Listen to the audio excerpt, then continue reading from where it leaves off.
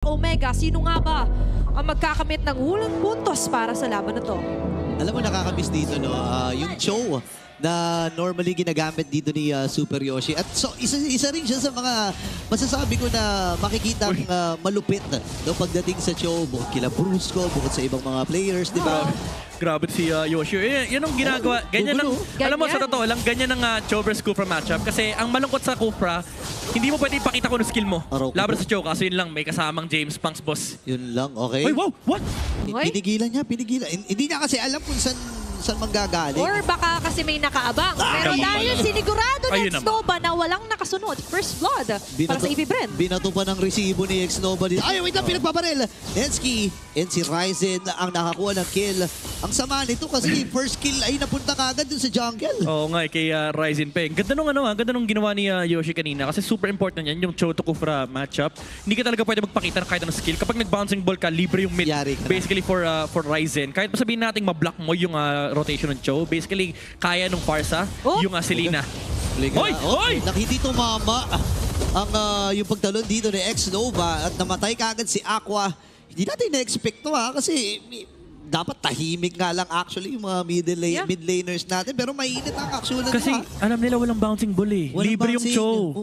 Kumbaga makakagalaw ng payapa dito yung Smart Omega hanggat level 1 pa yung Kufra. This time around level 2 na. So baka mag-settle na yung dalawang team natin na parang, oh guys may parehas tayo may kill threat. Relax lang tayo sa mid. Pa level 4 lang natin yung mga jungler natin. Pero that benefits actually Smart Omega. Kasi ngayon, magle-level 4 yung Hayabusa. Siya yung pwedeng gumawa ng action dito sa mid.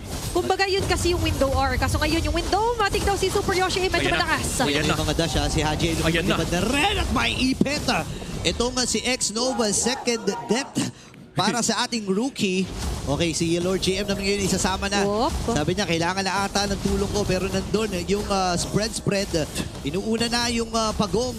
Si Lord GM ay nagpapakita din lang habang purple ang inuuna ni James Pax. Ayaw bitawan.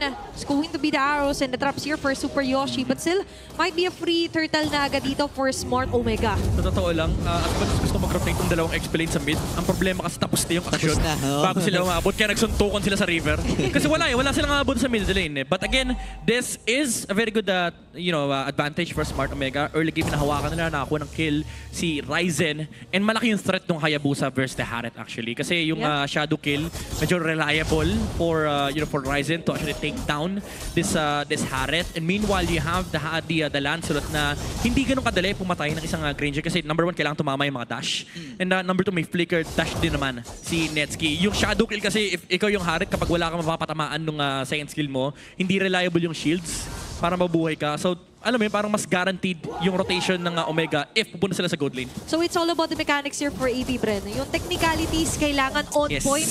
Dito yung mga pag-cast, even onto the skill shots nga ni Shizu, na mas later on, siguro natin mararamdaman. Pero ramdamang damage kay Haji. Sakit ng buka. Sabay bouncing ball na naman kay Xnova. Poprotektahan lamang niya si James Pax. Isang minuto pa naman para sa ikalawang objektiba.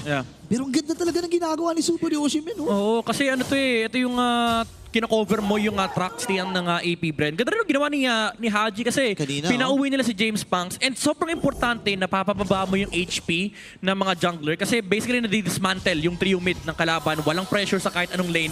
And it allows Omega to just control the river. That's number 1. Number 2, din na kailangan intindihin yung rotations. And number 3, na-free up yung dalawang side lane. Yun yung importante pag dinismantle mo. Ikaw naman yung maglalagay ng ball. Kasi doon mahihirapan naman na ma-entangle yun ng AP Bren. Yun, tangle situation din na sobrang grounded ng dalawang XP natin. Dadalawan sila ng ating mga junglers. Nakikita naman natin, even though Ryzen has a clear vision, hindi mo gusto yung makipag-1v1 agad sa isang Esmeralda. May retry yan, boss. Medyo mahirap ito. Doon na si James Punks, nakaantabay, Lord GM. Medyo napapalalim. Naiwasan niya yung Curse of Crow. Pero nandun ang paglayo niya muna rito. Purify ay na-force na rin para kay Lord JM bago magsimula yung ikalawang pagong na sinisimula na nga ng AP Bren. So wala na rin option si Ryzen kung ituloy yung kanyang ginagawa at nakuha na nga ng AP Bren yung kanilang kagustuhan. Kaya sobrang importante yung ginagalaw mo yung jungle ng kalaban kasi either madidismantle yung trio mid or yan, yung mapipilitang pumunta yung trio mid sa maling part ng mapa. And in this game, nasa kabilang side ng Turtle. Kaya AP Bren yung nakagawa ng movement. Sininakuha ng Shuy! Kunti ka na! Grabe ang mga pinto. Pati yung kay Aqua Dinaj. Nagulat ako doon. Pero anyway though, ito talaga yung somehow tempo control para sa AP Bren. Even napalalim. for Super Yoshi, siya naman yung tempo stopper na ina-attempt ng AP Bren. Yeah. Actually, yung ang galaw nga ng Omega dito, parang wala nangyari. No? Parang di nangyari yung turtle trade. Maangas pa rin sila. Pero for AP Bren, may konting hinga yung kanilang middle lane. Okay, sumipa na si Yoshi. Ang baba ng kanyang buhay. Pero makukuha ata siya dito ni Aqua. May tanim din ni Abyssal Arrow. Pero Abyssal Trap Ladder. Pero si Haji, napaka-hapde nung Tornos na yun, ladies and gentlemen. Mula kay James Pangs. At kailangan niyang umuwi na kagad. Ganito yung dahilan bakit sila natalo nung game number 1, yung mga set mula kay Super Yoshi na hindi naka-ready yung Smart Omega. Kailangan nilang iwasan yung mga ganong klaseng plays, lalo kapag hindi connected yung kanilang mga players kasi nabibigyan nila ng punish potential yung AP Bren. And ang kinagandahan sa lineup ng AP Bren is napakalakas sila mag-punish. Kufra is one of the hardest heroes to play against. If wala ka sa pwesto, Haji, kamutikan. Yun lang, nasipa siya doon at napatay ni Haji. Napaganda pag-follow mula dito kay Super Yoshi ngayon. Nagamit na rin yung spread. Falling Grabe si Storm mula Haji. kay Lord JM. Hindi makalapit si Haji dito. Ex-Nova ay tinatarget din. Nakasalim. Pero lumapa na lang. May outplay din mula sa KDA machine. Oh my gosh! Iniyakan pa. Dalawang sumubok, dalawa bumagsak. Oh my goodness, yung napakatinding movement with wings by wings tapos sinubukan na-purify niya yung bagsak nung Esmeralda, yung Falling Star Moon. For Yoshi though. Okay, nakasipa na rin. Wala na sa Pero kailangan humabol din na dito. Yeah. Medyo nadidiskaril yung plano dito ng Smart Omega. Though lamang pa rin naman sila. At pinipilit pa rin ni James Panks na humabol. Yeah. Pero parang nasa magandang posisyon pa rin ang AP Bren Ang maganda doon, dahil nga napansin ni Midnight na parang dapat di sumisipa si Super Yoshi pag di ready iba. Nung sumipa siya at ready at nakatingin niya iba, that's the start na may connection for Smart Omega.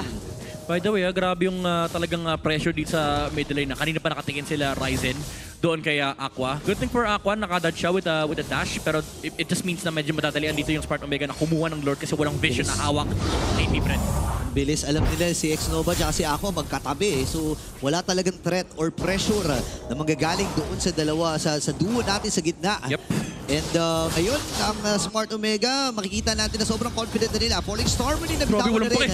Si Haji walang pakialam. Tuloy-tuloy pa rin siya sa kanyang Feathered Earthshine. Habang si Ryzen na ata magiging target. At yung Phantom Institution, James Pangs, restart lang niya yung kanyang puncture. Pero James and Ex-Nova ay nagkasalubong. Tahimik muna ang AP Bren at Omega. Sobrang raid boss nung ginawang play ni Haji. Di siya nag-purify.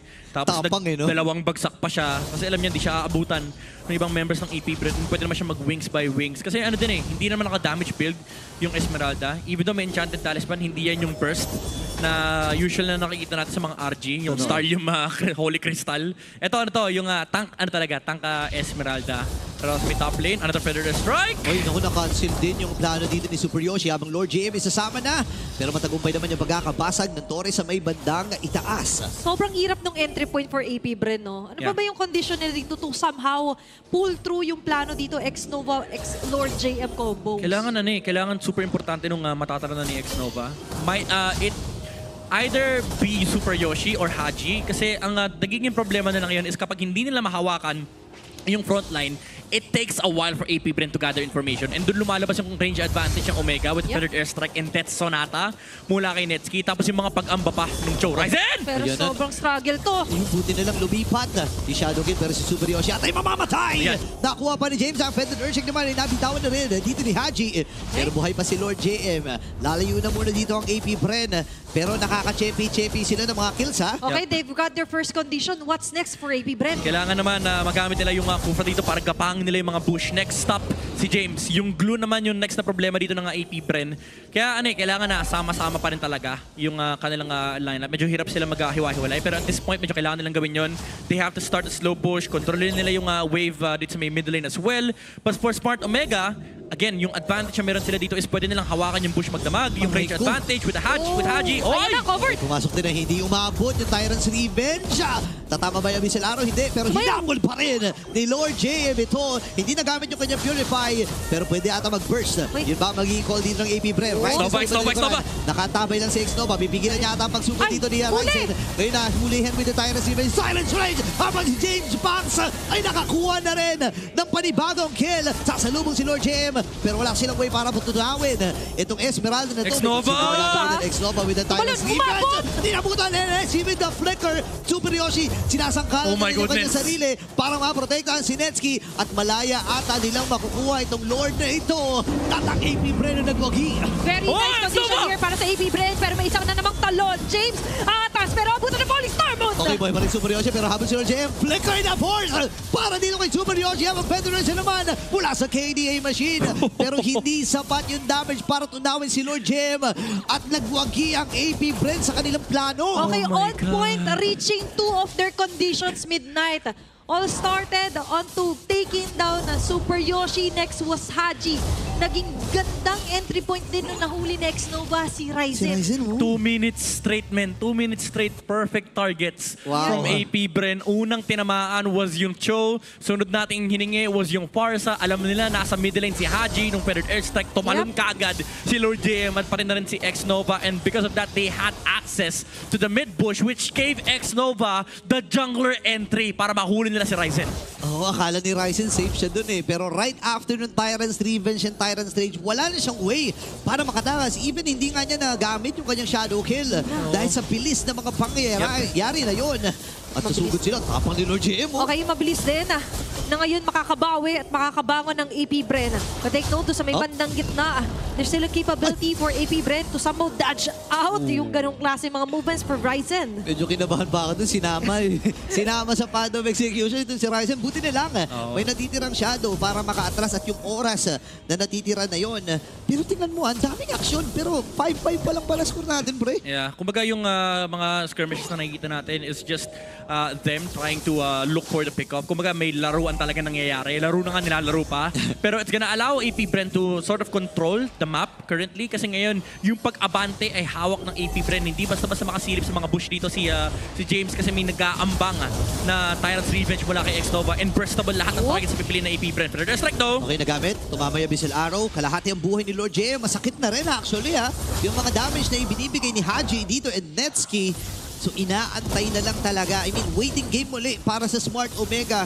And kailangan nilang antayin din yung setup ni Super Yoshi kasi sa ngayon may mga disconnections pa eh. Pero ano na may mga connections natin onto our Infinix in-game equipment na pwede nating i-highlight? Next na important item dito is yung Malefic Roar mula dito kay Ryzen para at least may pang burst downs rin ng either ng Kufra or nung Esmeralda. Pero one thing na kailangan din isipin dito ng Smart Omega is yung Brute Force na nandito na ay online na for the Lancelot. Sinamahan pa ng Malefic Roar. So malaking problema dito si James Banks yung kanyang mobility in the team fights and yung control na meron yung Smart Omega kasi sa totoo lang hindi sapat na naman. Kahit pa sabihin natin merong sipa, kailangan full combo yung kapag sinipa, may feathered airstrike, may shadow kill para mapatay kagad yung Lancelot. Kasi kapag hindi mo mapatay yan, may Thorn Rose dash yan palayo. Ang kailangan instant, be snappy here for Smart Omega. Nakita na natin to nangyari for game number 2 na kung saan yung Lancelot din talaga ang isa sa naging nightmare. Pero yun ay laban sa AP Bren. Now that they've have the Lancelot onto the hands of James Banks, nararamdaman na talaga natin yung mastery and as well as how he levels up. Kung saan nga ba siya kailangan magtago. Pero ngayon, nagtatago-tago. Yung conceal ay medyo na-reveal agad for Super Yoshi. Yun lang, may mga Iachina doon sa na natapakan. Dito si Super Yoshi. Kalahati na buhay ng Lord, Pwede nilang pwede nilang bitawan, pwede silang mag-go. Meron silang hawak na Kufra, hawak nila yung mid-push, pwede silang pumili ng target. Nakikita nila yung dalawang importante. O yun nasa gilid, Super Yoshi. And Haji, Xnova. Napakaganda ng hold na ginagawa dito ni Lord JM. Pero Xnova sa pinakagilid. Nandiyan na talong na Jacob! Ay, binigyan na kagad Super Yoshi. Makakaseta ba siya? Pero tumama din yung Phoenix Armor na habang si Haji. At magiginig sa target. Si Shishoy nakakasayaw din. Pero siya itong pinagsalusuluan ng kapatid miyembro. Mula dito sa AP Bren. Kailangan lumang dito. Pero inabutan pa the Tyrant's Revenge with that flicker. At ang man with a million moves na nililis doon. Oh my God, Xnova, 2 important targets once again. Hindi na Shunpo ni Super Yoshi. Shizu was well with the Purify para matanggal yung stacks ni Ryzen. It could have been a very, very good kill for Smart Omega kung napatay nila yung Haren. But then again, re-engage mula doon sa Kufra, finding the jungler of Smart Omega. A chef's kiss performance para sa Kufra ni Xnova. And that's how you eye out very key players here para sa Smart Omega. Now they've got the Lord.